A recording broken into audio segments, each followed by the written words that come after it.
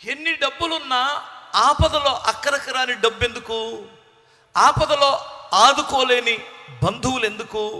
ఆపద కాలములో నమ్ముకొనదగిన ఒకే ఒక్క సహాయకుడు ఆయన ప్రభు అయిన యేసుక్రీస్తు. హల్లెలూయా. ఒక సువార్థికుడు ఒక దగ్గరికి వెళ్ళి, మందుల షాపు దగ్గరికి వెళ్ళి, భార్యాభర్తలు మందుల షాపులో పనిచేసుకుంటున్నారు, అమ్ముకుంటున్నారు. ఏ మందుల షాపు? పురుగు మందులు కాదు, మద్యం జీవించే మందులు కాదు, మామూలు మెడిసిన్, అల్లోపతి అంటారా. అక్కడికి వెళ్ళి, బాబు ఒక కరపత్రం చేసేయి నమ్ముకోమంటే ఆడు కోపం వచ్చి, ఏయ్ అవతలకెలా అన్నాడు. బాబు దేవుడు మంచోడండి అన్నాడు. ఒక కుర్రోడిని పంపించాయి, వాడిని నెట్టేయరా అన్నాడు.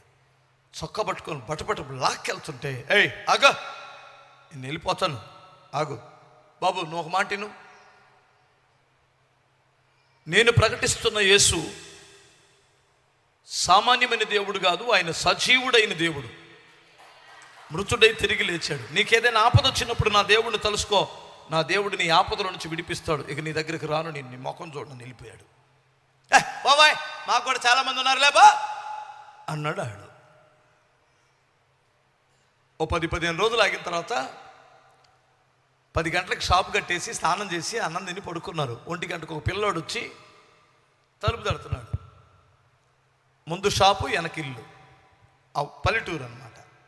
తలుపు తడుతుంటే కళ్ళు ములుకొని వచ్చి, ఎవడరా ఈ టైంలో తలుపు పల్లెటూరులో ఏ టైంలో లేపితే ఆ టైంలో లేవాలా మందులు ఇవ్వడానికి.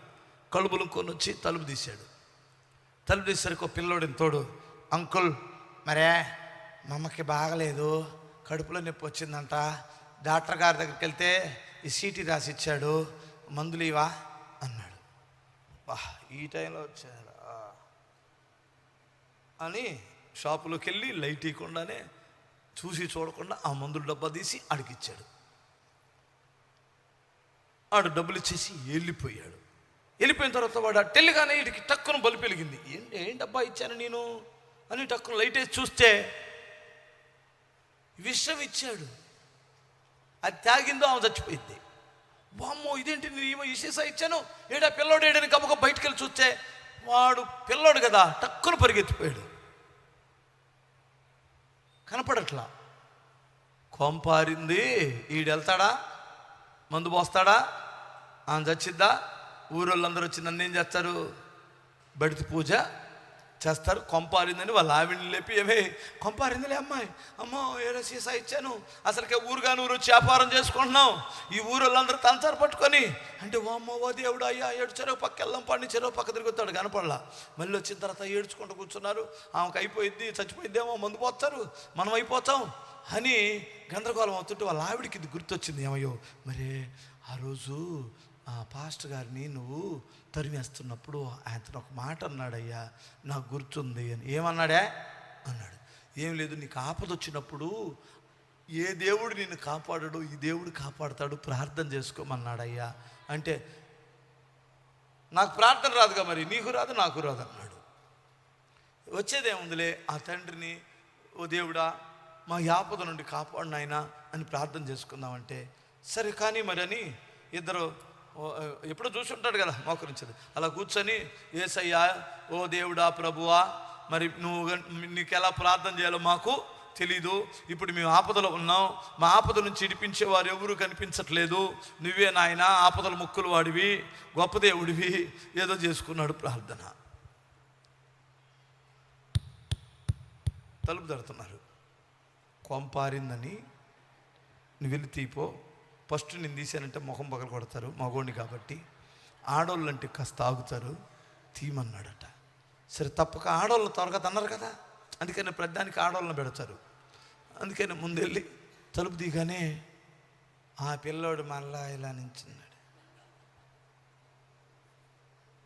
అంకుల్ మరే ఇందాక సీసా తీసుకొని వెళ్తుంటే, నేను పరిగెత్తుకుంటూ వెళ్తుంటే ఎవరు వెనక నుండి నెట్టినట్టు అనిపించింది, నేను కింద పడ్డాను, ఈ సీసా రాయి మీద పడింది, అదేమో పగిలిపోయింది, ఇంకో సీసా ఇవా డబ్బులు రేపు పొద్దునెత్తాను, మా అమ్మకు బాగలేదన్నాడు.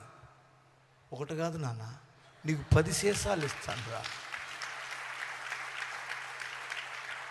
అని సీసా ఇచ్చి వాడికి దండం పెట్టి పంపించాడట. అప్పటి నుండి వాళ్ళు ఇంత త్వరితంగా, ఇంత ఆశ్చర్యకరంగా ఆదుకోగలిగిన, ఆపదలో ఆదుకోగలిగిన దేవుడు ఈయన తప్ప మరి ఇంకెవరనో లేరని నమ్మాడట. హల్లెలూయా.